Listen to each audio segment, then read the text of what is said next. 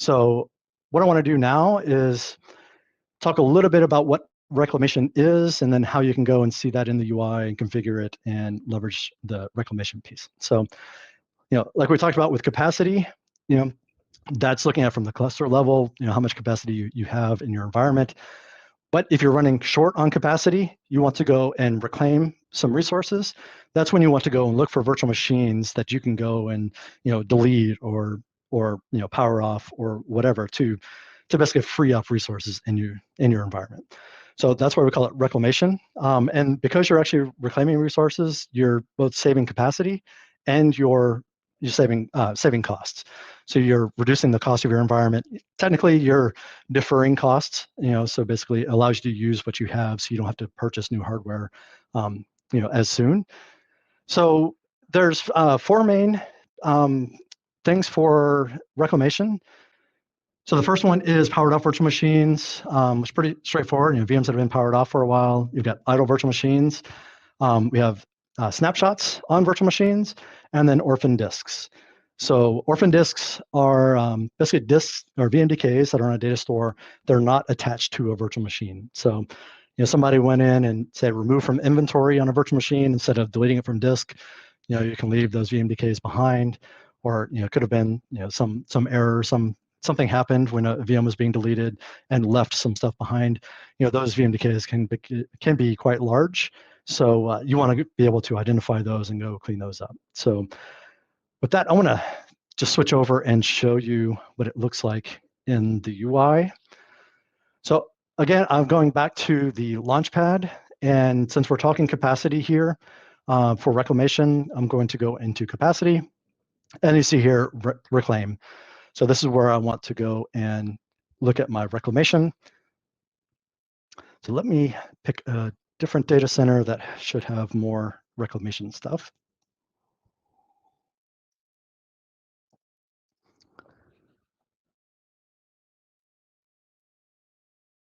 Okay, well, it's taking its time today. There we go. So I just created a custom data center that contains all of my data centers just to make it a little easier for illustration purposes. So a few things to point out here on the reclamation page is my cost savings. So I can save over $17,000 a month if I go and do all of the reclamation recommendations from the system. So pretty substantial cost savings there.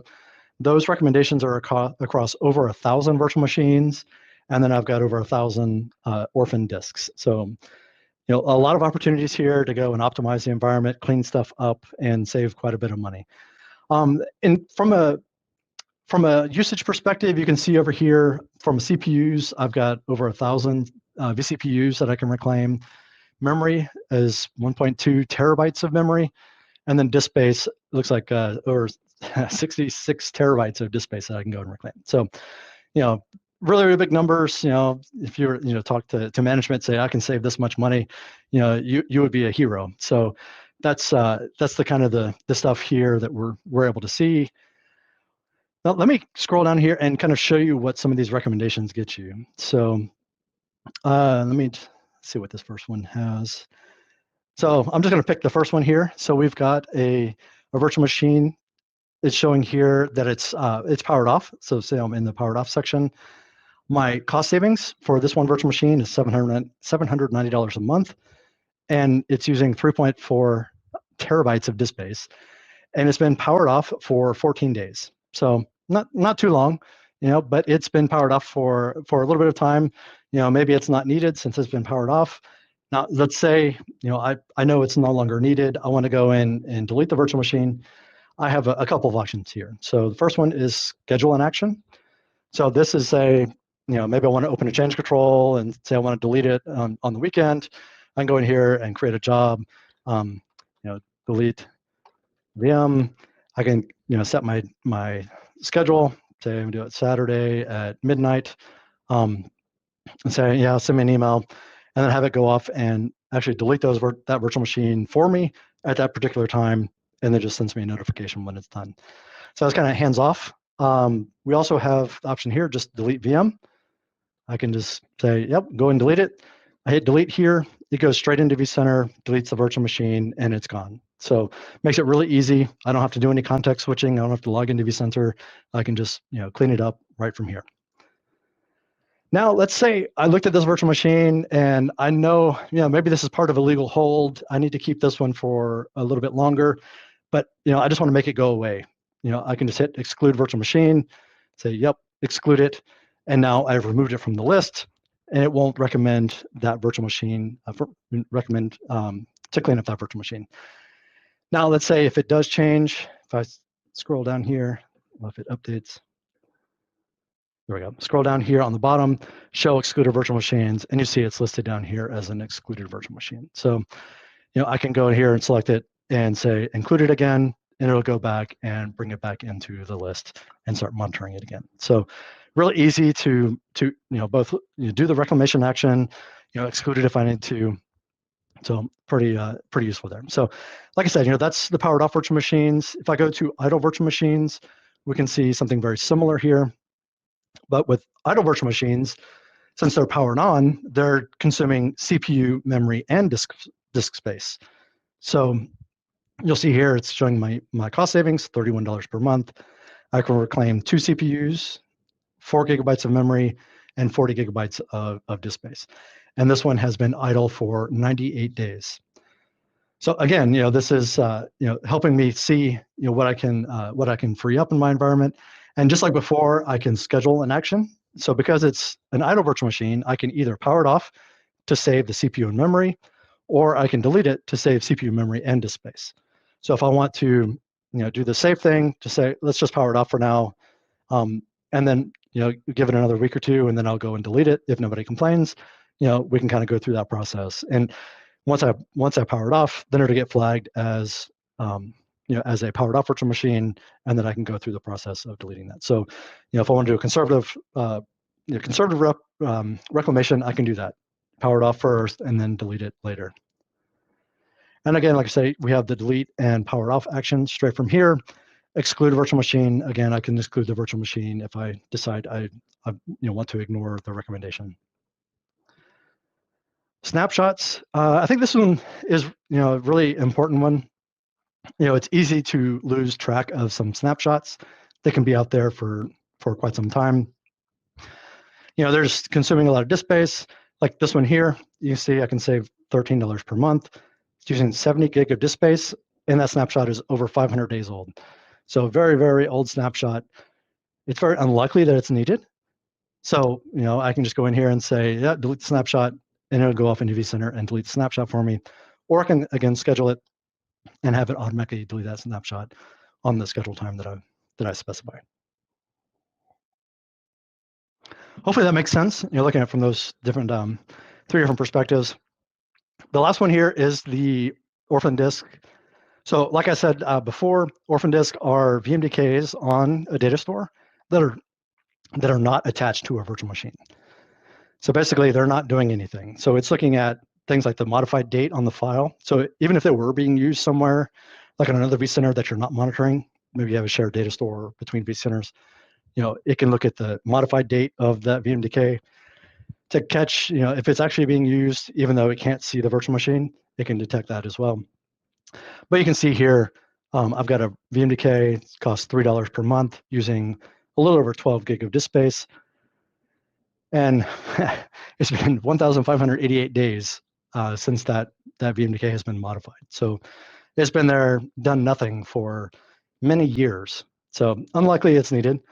But so orphan disks are a little different. So this one, you can go in here and you can export it, and it'll give you the list.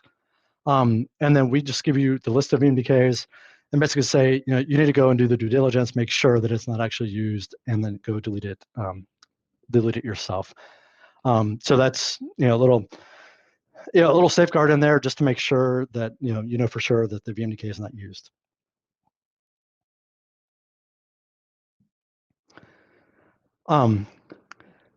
So if you're ever wondering what these different things mean, they have a little info icon here that explains what the different dimensions are.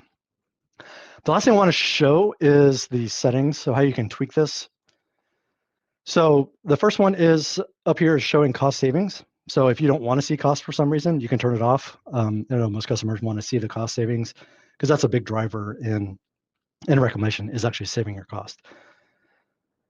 I'm going to skip down to these options first. So powered off VMs. So this is where you can control the threshold on when a powered off VM is flagged. By default, it's 7 days. So the VM has to be powered off continuously for 7 days before it'll be flagged. So let's say maybe you want to do 30 days. You can go in here and change it. So it has to be powered off for a whole month before you consider deleting it. You can go there and tweak it. And it'll change those VMs to, it'll change the VMs that are flagged to make sure they're powered off continuously for 30 days. Idle VMs. So idle VMs are VMs that are basically not using much CPU. I'll talk about the idleness criteria here in a second. So the first condition is the VM needs to be idle continuously for 7 days. And then for when you first provision a virtual machine, it's very often that it's idle. It sits idle for a certain period of time before the owner or the requester of the virtual machine starts using it. So in order to give them time to start using a virtual machine, that's what this threshold here is. So it says, I'm not even going to start looking to see if it's idle until it's 30 days old. So that way we don't flag any of those new virtual machines. So I'm going to switch back up here to the idleness criteria. So this is where you can kind of tweak what the definition of idle means. So you can see here, it's looking for VMs that consume less than 100 megahertz of CPU. So you can change this to whatever threshold you want. And then it's set to, it has to be less than that for 100% of the time. So the problem with that is you may have, say, backup jobs or AV scans that do create some CPU spikes. Maybe you want to ignore those. So I can say maybe set this to 95% of the time. So now I'll give it a little bit of time where it can do those AV scans. And as long as it's below 100 megahertz of CPU usage for 95% of the time, then it'll be flagged. So it gives you that, that little buffer you can add in there for some of those routine tasks. The other thing we do get questions about is, why is network not here? Why is storage not here? Things like that.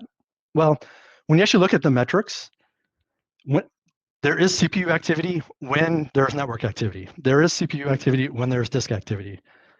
So there's really no reason to look at these other metrics because they all create CPU usage. So CPU usage is good enough. It gets the network usage, it gets the disk usage just by looking at CPU.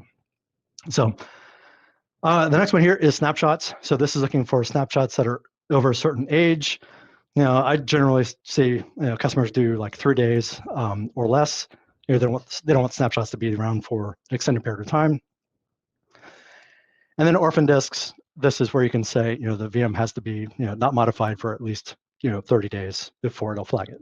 So all these settings, you can go and tweak these, and then that night when it runs the calculations, it will go and update all of the recommendations based on the settings that you've done here. So it's not immediate, it's done that night. So the night you make the change, it'll do, when it does the reclamation calculations, it will update.